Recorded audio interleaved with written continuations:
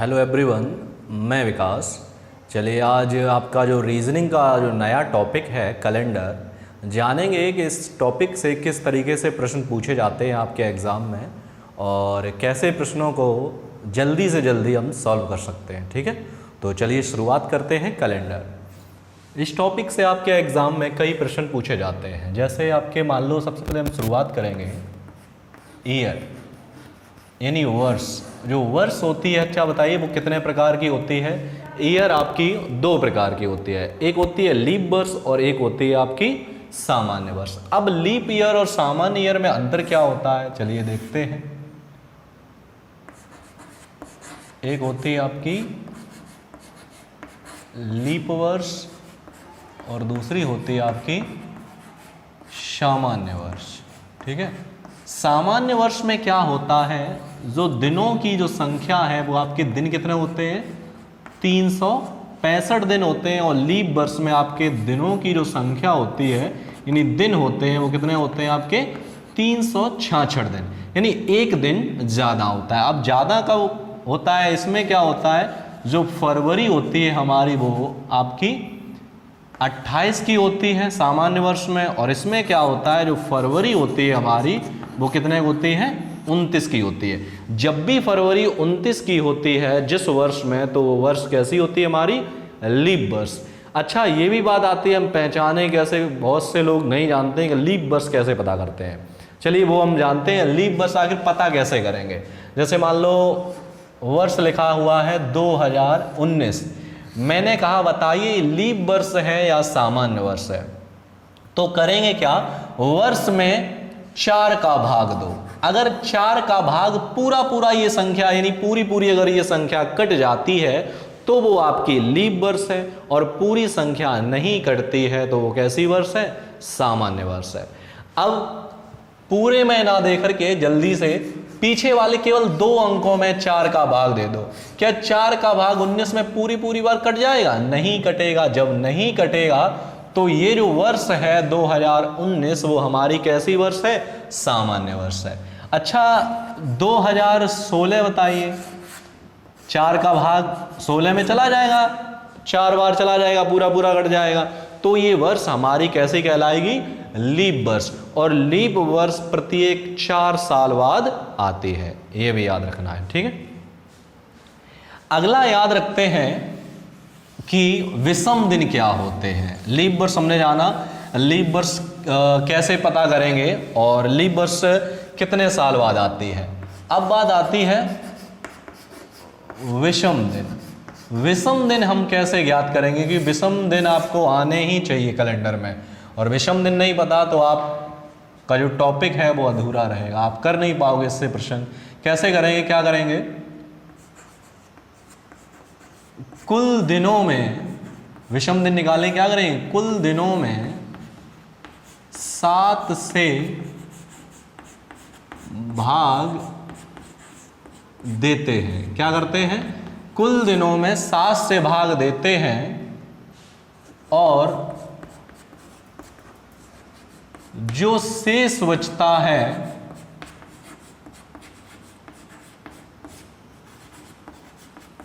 वही विषम दिन होता है, या ऑड डे भी बोल सकते हैं इंग्लिश में। ठीक है, वही विषम दिन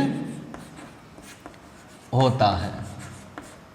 क्या करते हैं, कुल दिनों में 7 से भाग देते हैं, 7 से भाग देंगे, और जो शेष बचेगा वही आपका क्या कहलाएगा, विषम दिन कहलाएगा। जैसे मान लो मैंने कहा कि बताइए जनवरी में विषम दिनों की संख्या कितनी होती है, तो जनवरी में कुल दिन कितने हैं हमारे, 31। अब कुल दिनों में देना है 7 से भाग, ठीक है, तो कुल दिनों में 31 दिन है जनवरी में, 7 से भाग देंगे, 7 चौके 28, बचे कितने हमारे, 3। अब 7 का भाग 3 में जाएगा, नहीं जाएगा, तो यही हमारा क्या कहलाएगा, विषम दिन। क्लियर हुआ, कर लोगे, ठीक है। तो क्या करते हैं, कुल दिनों में 7 से भाग देते हैं, और जो शेष बचता है वही आपका क्या कहलाता है, विषम दिन। एक पॉइंट इसमें लिख लो, यदि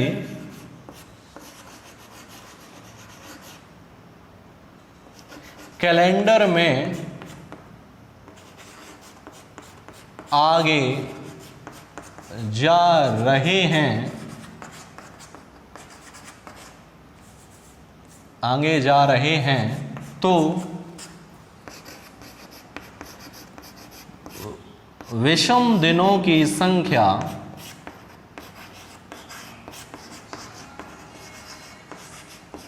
जुड़ेगी।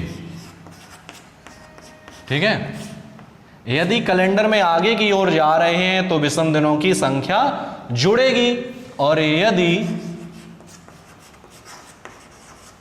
पीछे जा रहे हैं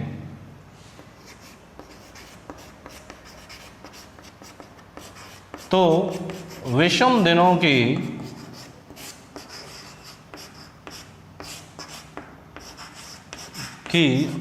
संख्या घटेगी। क्लियर हुआ? यदि कैलेंडर में हम आगे की ओर जा रहे हैं तो क्या होगा, आपके जो विषम दिनों की जो संख्या है वो क्या हो जाएगी, जुड़ जाएगी, और कैलेंडर में अगर हम पीछे की ओर आ रहे हैं तो विषम दिन आपके घट जाएंगे। चलिए देखते हैं इसमें एक दो एग्जाम्पल, समझते हैं कैसे, आखिर में कैसे हो सकता है।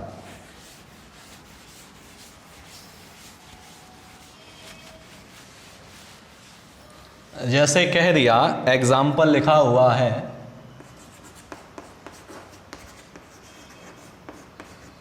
आज सोमवार है, आज सोमवार है, तो 8 दिन बाद क्या होगा। यानी आज सोमवार है तो 8 दिन बाद क्या होगा। चलिए करिए, अगर आप कर लेते हो तो इसमें आप लोग क्या करोगे, जोड़ोगे सोमवार, मंगलवार, बुधवार, गुरुवार, यानी 8 पूरे करोगे। तो इसकी सिंपल सी ट्रिक है, करेंगे क्या, सबसे पहले विषम दिन निकालते हैं। मैंने बताया था कुल दिनों में 7 से भाग देते हैं। अब कुल दिन कितने हैं, 8, 7 से भाग देंगे कितनी बार जाएगा, 1 बार, और बचेगा क्या हमारा, 1 क्या है हमारा, ये है हमारा विषम दिन। ठीक है, मैंने बताया था कि जो शेष बचता है कुल दिनों में भाग देने पर 7 से, तो वो आपका क्या कहलाएगा, विषम दिन। अब ये देखेंगे कैलेंडर में हम आगे जा रहे हैं पीछे। अब बोल रहा है आज सोमवार है तो 8 दिन बाद। अब बाद बोल रहा है यानी आगे जा रहे हैं, और पहले बोलता है यानी पीछे जा रहे हैं। तो करेंगे क्या, सोमवार में 1 दिन ये जोड़ देंगे तो आंसर आ जाएगा आपका मंगलवार। कितना सिंपल है। ठीक है, तो आपको अच्छे समझ में आया होगा, कर लोगे। ठीक है, एक और प्रश्न देखते हैं इसी टाइम में।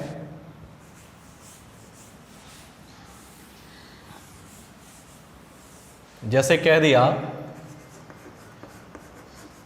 आज बुधवार है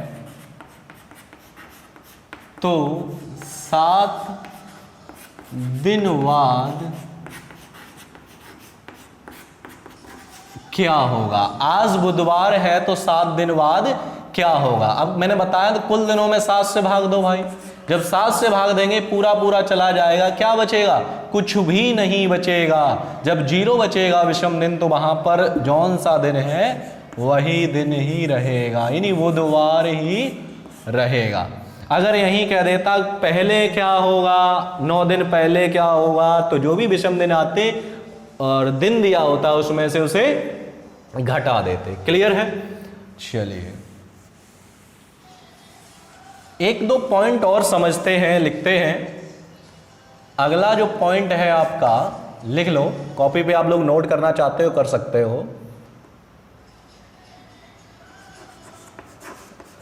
लीप वर्ष के बाद का कैलेंडर 6 वर्ष बाद एक समान, 6 वर्ष बाद के कैलेंडर जैसा हो जाता है, एक समान हो जाता है। लीप वर्ष की बाद के वर्ष का जो कैलेंडर है वो कितनी बार बाद? 6 साल बाद। पॉइंट दूसरा और लिख लो, बाकी सारे वर्षों का कैलेंडर, बाकी सारे वर्षों का कैलेंडर LENDR 11 वर्ष बाद एक समान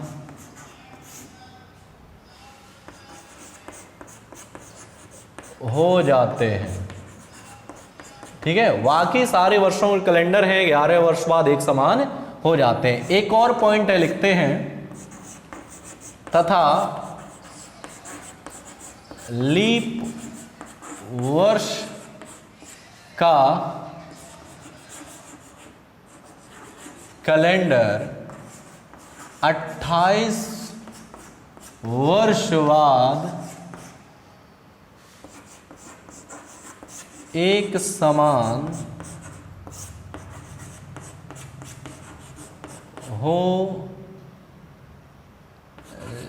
जाता है। ठीक है, आप लोग अगर इसका स्क्रीनशॉट तब तक ले लो। ठीक है,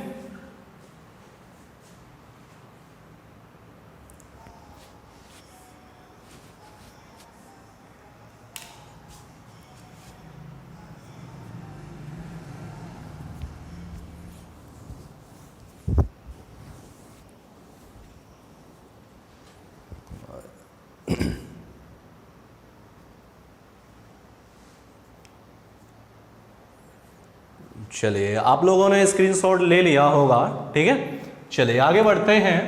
अब इन्हें हम समझने की कोशिश करेंगे आखिर कैसे। ठीक,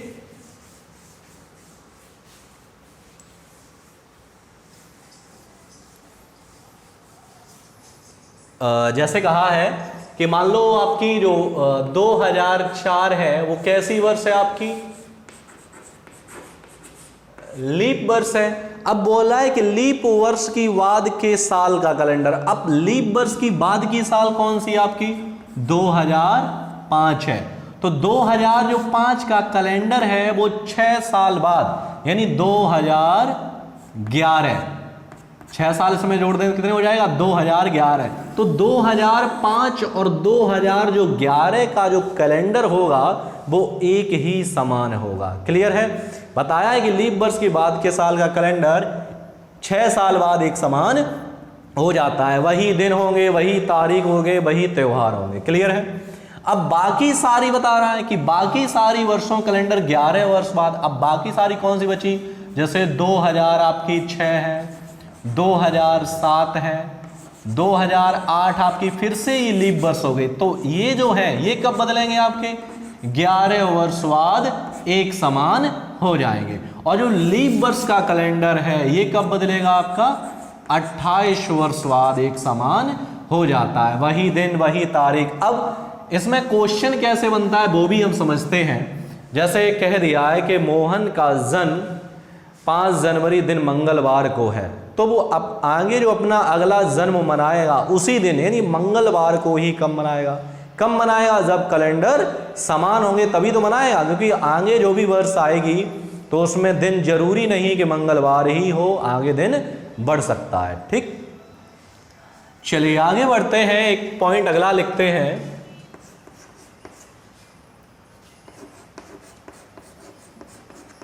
सामान्य वर्ष का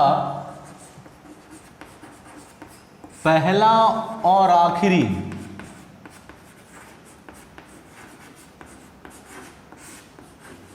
दिन एक समान होता है। यानी सामान्य वर्ष का जो पहला दिन होगा वही कौन सा होगा? आखिरी भी होगा। अब कैसे ये भी समझते हैं। जैसे पहला दिन कौन सा होता है आपका? 1 जनवरी। सामान्य वर्ष मान लो आपकी 2005 है और 1 जनवरी 2005 को यदि आपका बुधवार है तो इस वर्ष का अंतिम दिन कौन सा होगा? आपका 31 दिसंबर, तो 31 दिसंबर 2005 को भी आपका क्या होगा, बुधवार ही होगा। ठीक है, तो सामान्य वर्ष का जो कैलेंडर दिन है, पहला और आखिरी दिन एक समान होता है। ये नोट करके आप अच्छे से कॉपी में लिख लो। ठीक है, अगला पॉइंट है लीप वर्ष का पहला और आखिरी दिन एक समान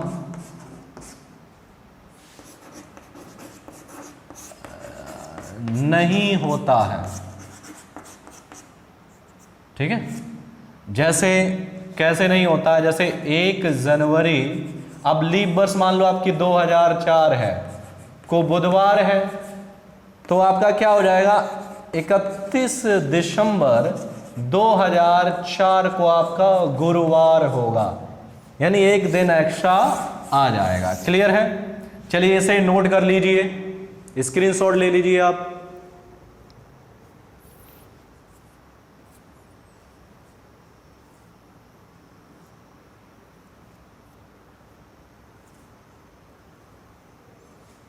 चलिए आपने स्क्रीनशॉट ले लिया होगा। चलिए आगे बढ़ते हैं।